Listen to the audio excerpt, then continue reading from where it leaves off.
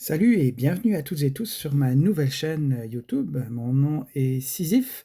Je suis un joueur régulier sur Empire et Puzzle depuis de nombreuses années. En 2018, avec un an de retard, j'ai commencé et je n'ai plus lâché ce fameux jeu que vous connaissez et qui apporte son lot de stimulation et parfois l'envie irréductible de lancer son téléphone à l'autre bout de l'appartement ou de la maison, selon où vous habitez. Bref, on l'aime, on le déteste et on s'en préoccupe régulièrement. Ben, si c'est ça pour vous aussi, bienvenue. Et ici, un nouveau canal de discussion s'ouvre sur le sujet.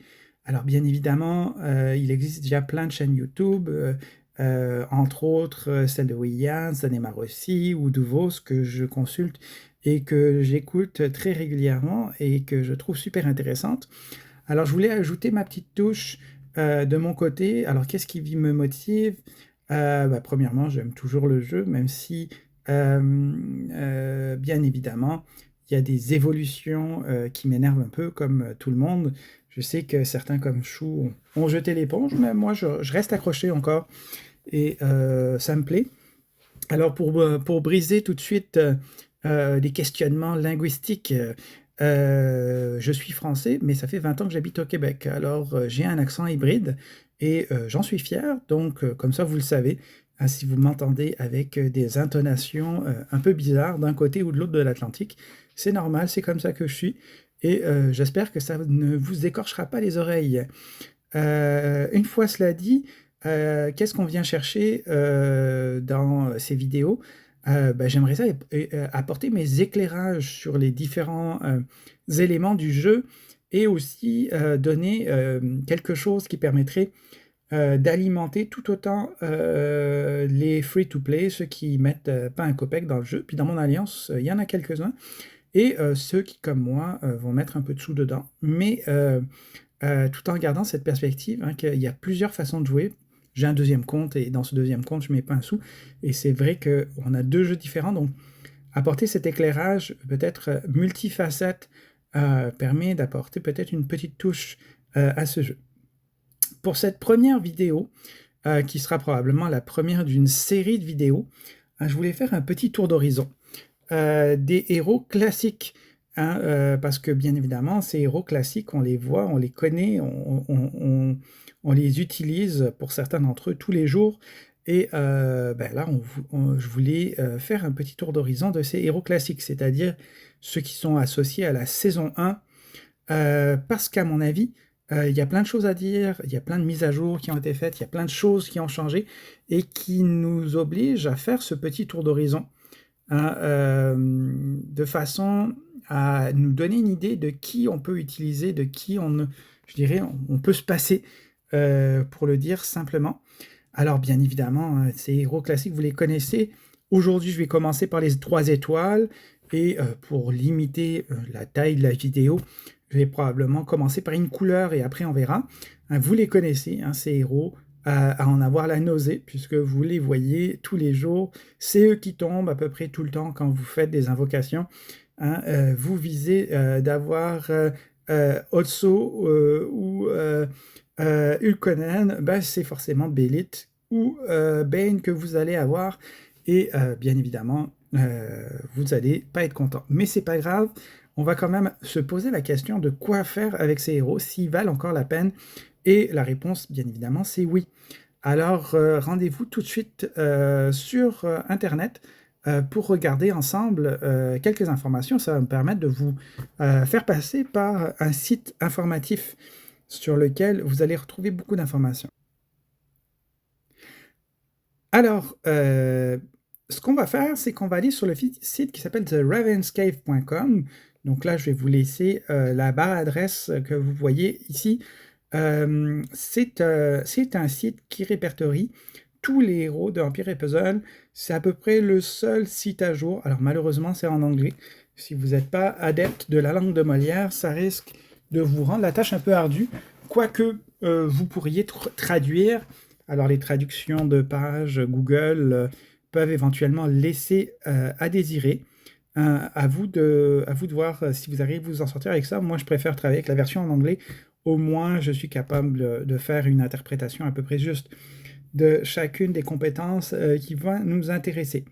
Alors, ce qui est extraordinaire avec ce site, c'est qu'on peut y aller par compétences spéciales.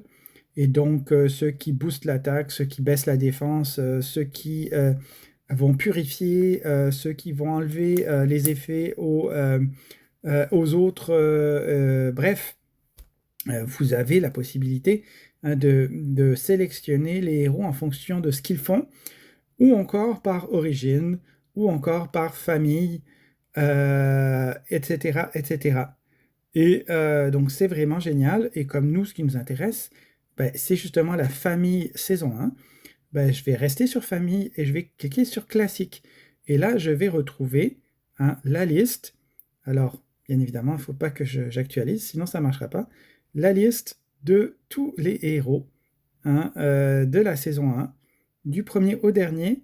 Et comme on a pris famille, les costumes sont présents. Sinon, si vous allez dans saison, vous pouvez aussi avoir à part les héros des deux familles. Alors, je commence avec les 3 étoiles, puisque c'est eux qu'on a tout le temps, et on ne sait pas toujours quoi faire avec. Donc, un petit tour d'horizon, et je vais commencer par la famille qui apparaît en dernier ici, c'est-à-dire les jaunes, la famille sacrée, qui n'est pas nécessairement la mieux fournie. On a 4 héros. On a Bane, on a Dawa, qui sont les 2 héros que l'on connaît pour les avoir tout le temps et être, disons, désespéré de tomber toujours sur eux. On a Kenju et on a Kelani, qui sont donc les 4 héros jaunes classiques que l'on connaît, mais sur lesquels je vais revenir parce qu'il y a plusieurs choses à dire sur ces héros. Alors, en bref, qu'est-ce qu'on a d'intéressant? Alors, premièrement, à part Dawa, tout le monde a un costume. Je pourrais faire une petite mise à jour le jour où le costume de Dawa apparaît, mais je ne suis pas sûr que ça change grand-chose au diagnostic que je vais faire. Donc, en résumé, ceux qui sont utilisables en l'état, à mon avis, c'est Bane et Kelani, de façon inconditionnelle. Les deux ont des choses qui peuvent être utiles à n'importe quel joueur, et je dis bien à n'importe quel joueur. Éventuellement Ganju, qui a quelques qualités, et Dawa est au fond de la liste. C'est à peu près impossible de trouver quelque chose d'intéressant. Alors, revenons, je pense que je vais laisser le cas de Dawa. Bane. Alors Bane, bien évidemment, c'est impossible de ne pas l'avoir ou de ne pas l'avoir eu dans le jeu, puisque c'est le seul héros 3 étoiles que vous avez au tout début quand vous téléchargez le jeu et que vous l'installez. Le tutoriel se fait avec Bane, donc c'est votre premier héros, celui que vous avez obligatoirement utilisé pendant quelques niveaux, donc impossible de passer à côté. Bane, qu'est-ce qu'on peut dire de lui? La version de base, ce qui était intéressant de cette version de base, c'est que premièrement, c'est un héros rapide.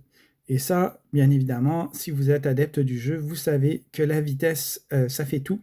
Donc, héros rapide, ça veut dire que sa mana, elle charge rapidement, normalement en 8 tuiles, et éventuellement plus vite. Mais pour les héros 3 étoiles, c'est très difficile. Et on va voir que justement, ce qui va faire l'originalité de Bane, c'est qu'il peut aller plus vite que son quota de tuiles habituel. C'est conditionné, mais c'est possible. Donc, c'est un héros rapide, ça c'est son premier point fort. Il tape dans les circonstances du jeu relativement fort, avec une statistique d'attaque plutôt bonne à l'époque, bien évidemment. Ça c'est les statistiques de base.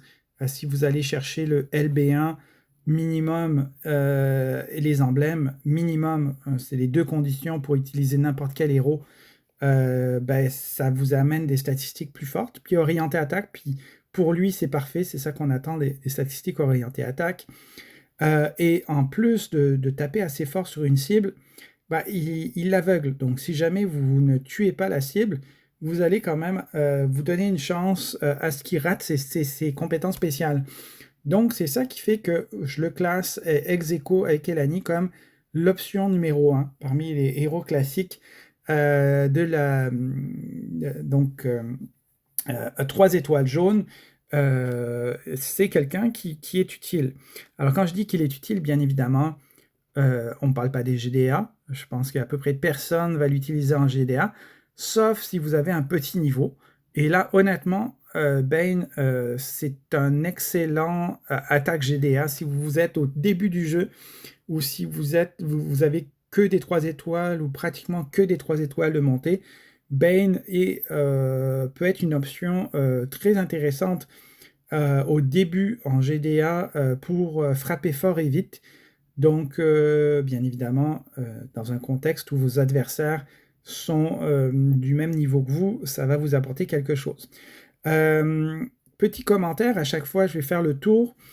C'est quoi le costume le plus intéressant? Vous avez le Bane normal et le Bane costume 1, qui grosso modo se valent. Il tape un peu moins fort le costume et il donne un peu plus d'aveuglement. Hein, donc déjà de base, avec ces deux caractéristiques, j'aurais plutôt tendance à favoriser la version de base.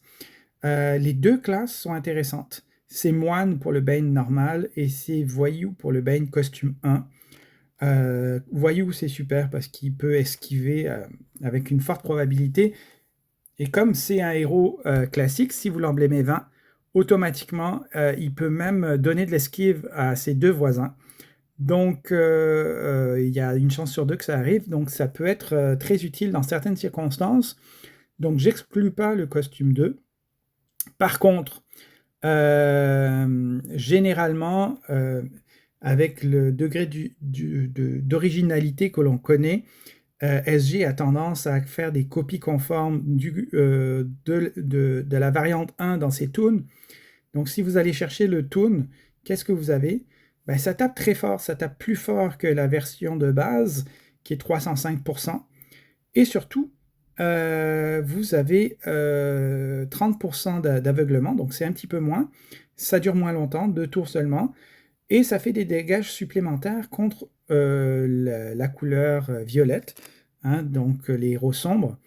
Ce qui peut être très intéressant, parce que généralement, si vous sortez Bane, c'est que vous allez affronter une team avec du violet en face. Donc, ça peut être l'option numéro 1. Si vous avez le toon sans aucune hésitation, hein, ça va être votre option numéro 1. Si vous n'avez pas le toon, mais que vous avez juste deux costumes, hein, le premier costume, puis la variante originale, j'irai pour la variante originale, parce que, et ça c'est le dernier point sur lequel je voulais revenir sur notre ami Bane, c'est que en étant moine, il a 4% de bonus mana, hein, si vous débloquez le 20e nœud d'emblème. Hein, donc vous avez un 4% de mana supplémentaire qui vous permettra de toute façon de déclencher en 6 tuiles lorsque vous faites de la ruée. Donc en ruée, oui, c'est un mono-cible. Hein, donc ça, c'est l'inconvénient. Vous utilisez un mono-cible et en ruée, on aime ça taper sur tout le monde et taper le plus fort possible. Mais le principe est que, donc en ruée, bien évidemment, je parle d'un tournant ruée 3 étoiles. Si vous avez des choses embêtantes, comme par exemple la bûche, hein, vous savez que la bûche peut rester quand même un problème.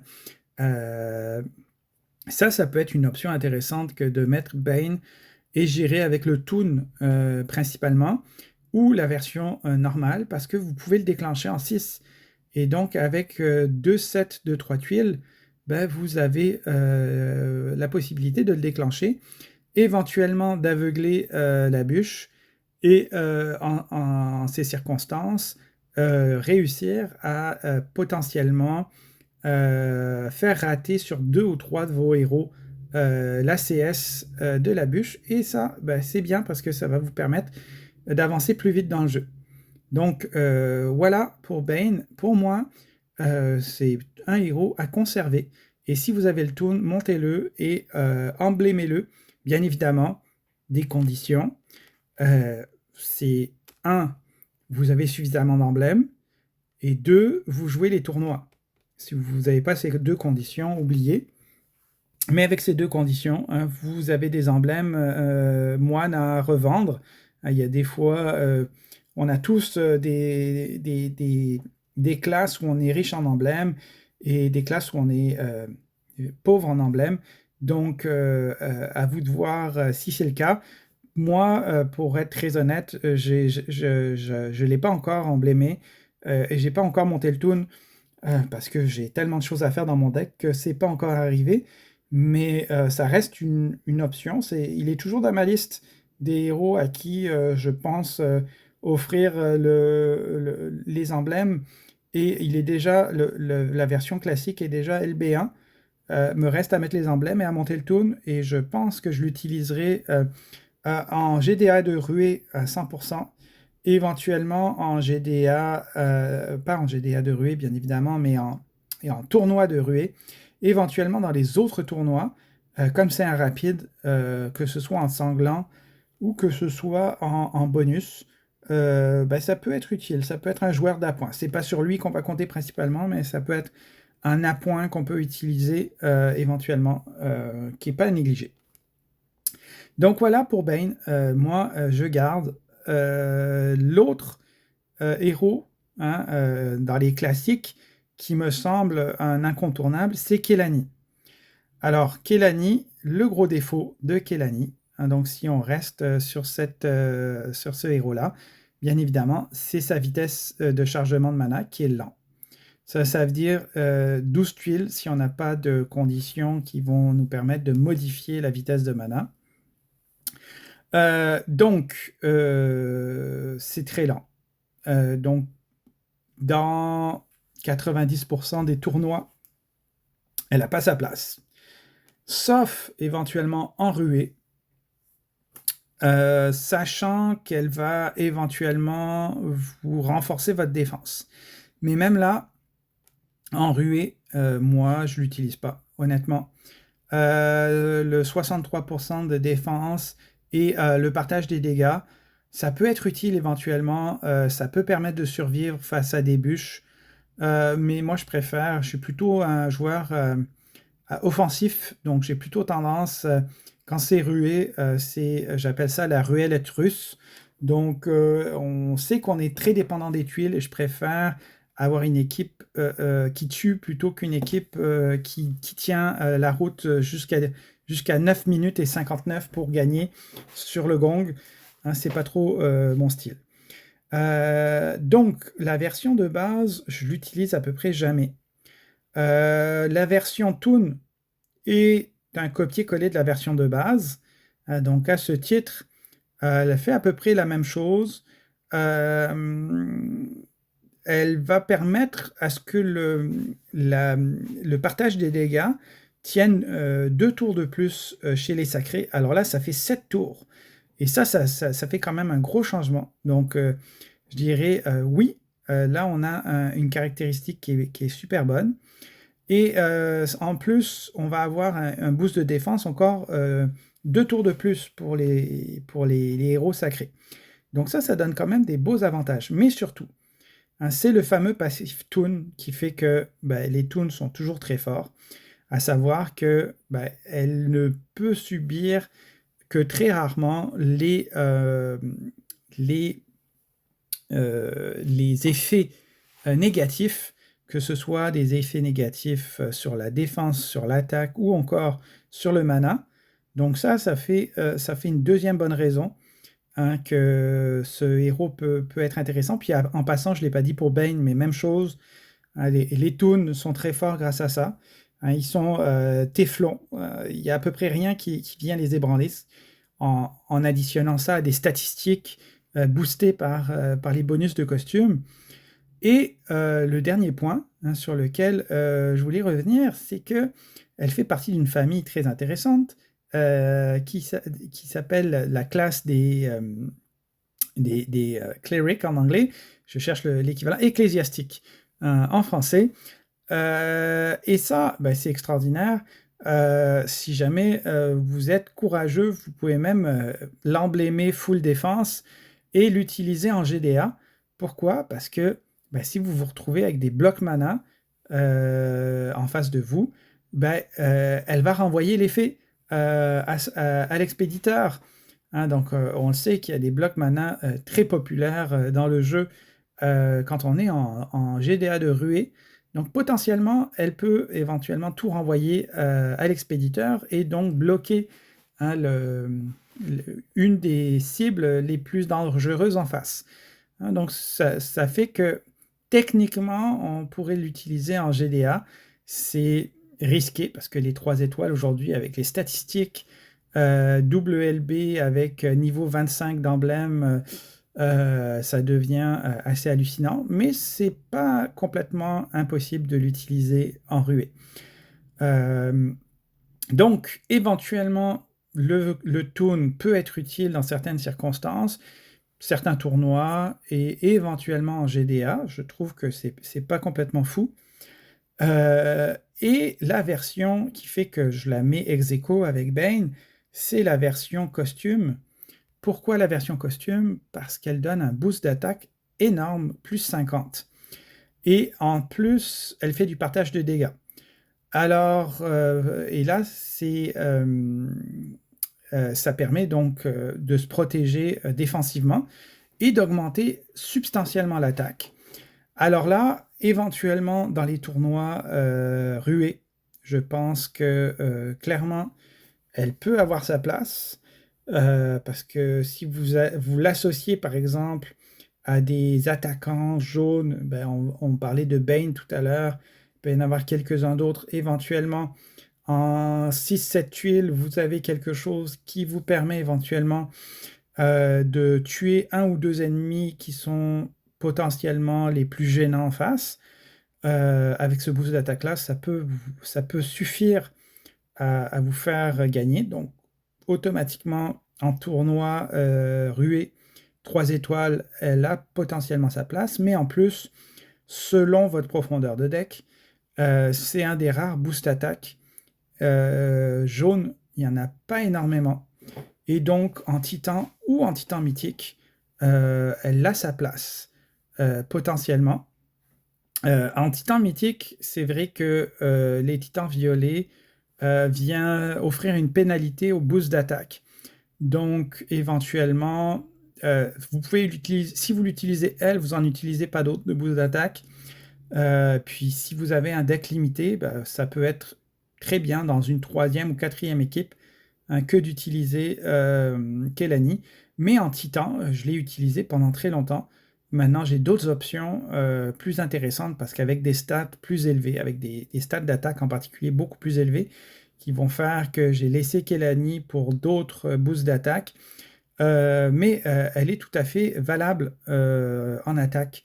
Donc, moi, je vous dis, ces deux-là, Bane et Kelani, moi, je les garde. Restent les deux derniers. Alors, je vous dis, Dawa, je fais même pas de commentaire. Pour moi, j'ai jamais trouvé d'utilité. On va voir ce qui sort avec le toon. On va voir quelles sont les caractéristiques de son toon. J'ai pas beaucoup d'espoir. C'est Ganju, potentiellement, selon encore une fois votre profondeur de deck, il a potentiellement une utilité. Alors laquelle? On va regarder la carte simplement de Ganju. Qu'est-ce que ça fait Ganju? Ben, premièrement, c'est rapide, on aime ça. C'est moine, on aime ça aussi. Et ça vient donner une target de 270% à la cible. Donc on est à peu près dans les paramètres de ce que fait Bane. Et surtout, il vient bouffer 25% de mana. Donc là, on vient réduire la mana de la personne en face. Et potentiellement, un duo Bane et Ganju peuvent être utiles dans des tournois en général. Et là, je pense encore une fois au tournoi raid, puisque, étant moine, emblémé 20, il peut potentiellement déclencher en 6 tuiles. Hein, donc, ça vous donne là aussi un duo en 6 tuiles qui vous permettent éventuellement d'éliminer une cible Alors moi, je l'utilise pas parce que j'ai de meilleures options que Ganju, mais je trouve qu'il reste encore actuel. Et encore plus, bien évidemment, la version Toon. La version Toon, elle fait quoi? Eh bien, elle vient légèrement diminuer la,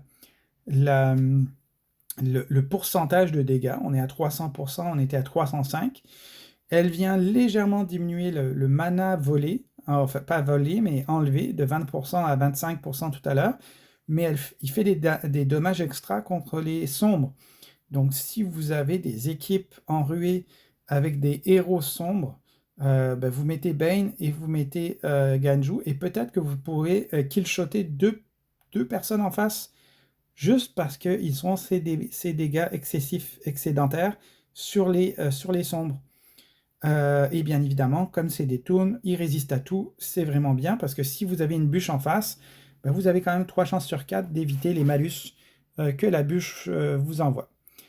Petit retour sur son costume numéro 1. Alors qu'est-ce qu'il fait? Il tape un peu moins fort et il vient chercher plus d'enlevage de mana. Il devient barbare. Barbare anecdotique, pas du tout intéressant. Enlever plus de mana. Ben, le problème que j'ai avec ce costume, c'est que 220, c'est clairement pas suffisant pour tuer quelqu'un.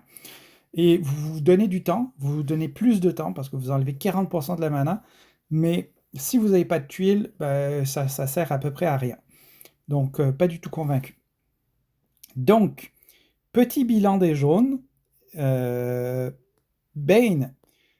moi, à mon avis, ça reste un héros tout à fait utilisable. Alors, en ordre de priorité, Toon, si vous l'avez, montez-le, LB1 emblémé. Et vous pouvez l'utiliser en 6 tuiles dans les tournois. Alors, si vous n'avez pas le Toon, version normale, la version Bane sans costume, qui fait un peu moins bien parce qu'il n'a pas les passifs, parce que ben, il n'a pas les stats boostées comme vont l'avoir le Bane Toon, hein, mais ça reste tout à fait utilisable et avec les conditions de gain de mana, ça devient super intéressant. En 2, Kelani. Kelani, donc parce que le toon vous donne une certaine sécurité éventuellement, et parce que le costume numéro 1 vous donne un boost d'attaque qui peut être très utile contre les titans. Et Ganju éventuellement, qui vient compléter dans un duo offensif Bane, avec les mêmes caractéristiques, un moine qui tape relativement fort. Donc le toon, ce serait l'option numéro 1, la version normale, ce serait l'option numéro 2, et je dirais que la version costume 1, à mon avis, est à peu près inutile. Donc voilà pour cette première vidéo. Hein, donc je vous invite éventuellement à faire ce que vous faites quand vous regardez des vidéos YouTube, vous abonner, liker la vidéo et parlez-en à vos amis dans vos alliances respectives. Hein, peut-être que ça vous fournira une autre source de distraction sur le sujet. Alors, j'ai été super long, je m'excuse, j'essaierai de faire plus court pour les prochaines vidéos, et je vous souhaite une excellente journée. Salut!